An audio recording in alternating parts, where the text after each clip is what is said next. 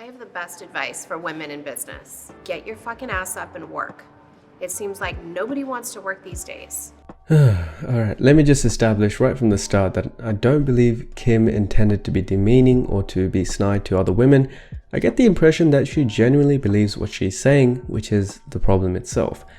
It's not even 3 months into the year, and this is the second controversy where famous, rich, good-looking people haven't checked their privilege, where in January, Molly May received similar criticism as Kim, and this is why I want to talk to you all about what's known as survivorship bias. On this channel, we've done a lot of celebrity content in terms of the Instagram versus reality series, and we don't want to put them under a microscope or, get them cancelled or whatever. But celebrities and famous people should expect to get some criticism when they say something really dumb. If you're the smartest person in that room, you gotta go to another room. I want to be around really successful people. Can someone in the comments please pin me an address to the room that everyone seems to be talking about? The thing is, you can't not address your privilege and be unkind to the people who aren't there where you are. The issue with Kim's comments is that she was already the product of wealth and privilege because of her family ties. She got a lot of surgeries done to maximize her attractiveness, and then she's indulged in all of the pretty privileges among other things, and then comes back to say that women are just not working hard enough to be billionaires. It's like when Kylie was named the youngest self-made billionaire.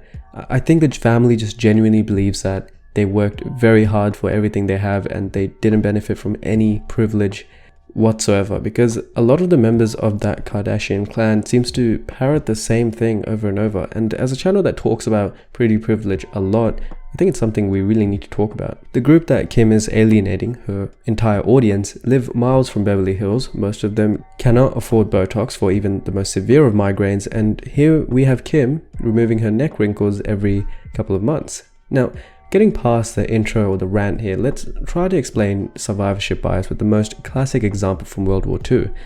Let's set the scene. The British are losing their bomber aircrafts left, right and center while flying over occupied territory.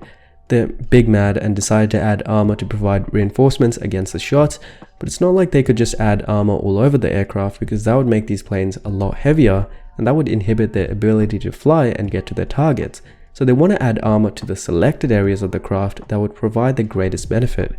Probably you can see how this links back to Kim. They surveyed all the planes that had come back and mapped down where the planes had been shot. Here the thinking was to add reinforced armor where the planes are getting shot the most, and that would help protect more planes or cause more destruction. But of course this is a terrible idea, because the aircraft that you're looking at are the survivors, right? They're the ones that made it back to you.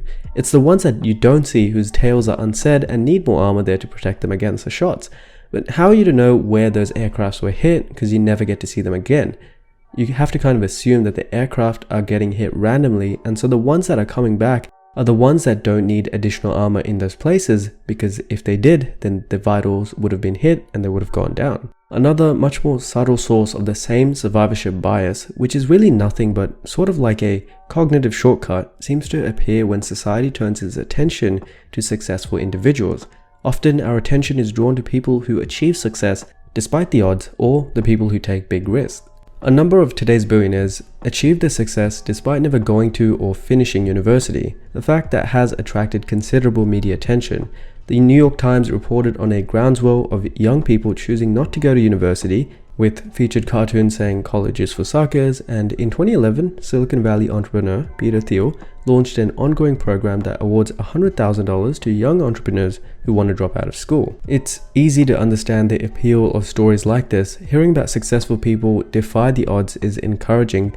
If they achieve the riches without university, then surely I can too. But this is just you getting sucked into, well, you guessed it, survivorship bias.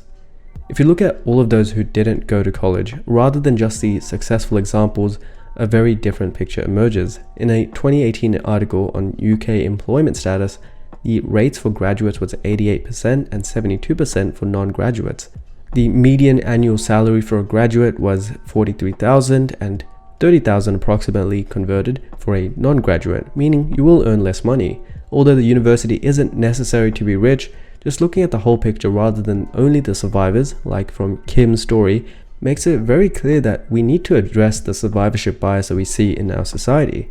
In fact, the danger in basing your understanding of the world on those who have beaten the odds or have succeeded in taking big risks becomes clear if you carefully consider the logic of those phrases. Such people must be underrepresentative of a bigger picture, and thus one should be cautious of trying to copy them.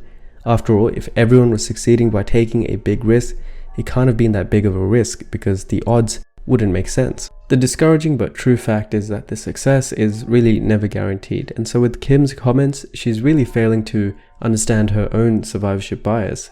Because she made it as a successful entrepreneur, quote unquote, most people can too, because she didn't benefit from any pretty privileges. She didn't erase her ethnic characteristics and features, like we covered in this video, to appear more white passing.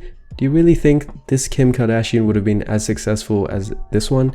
No, there's a reason why she got the surgeries done, and there's a reason why she erased a lot of her ethnic roots, because now she is the hallmark of a made woman, a self-made woman in her mind, as she climbed the ranks, changed the way she looked, and has set the beauty standard, the Western beauty standard that every self-claimed Instagram model tries to now emulate. A good example of what we called in one of our previous videos the Kardashian effect is with the Kylie lip kit, where Kylie has undeniably gotten work done on the lips, but has convinced everyone else that all of that is natural and can be achieved with the Kylie lip kit.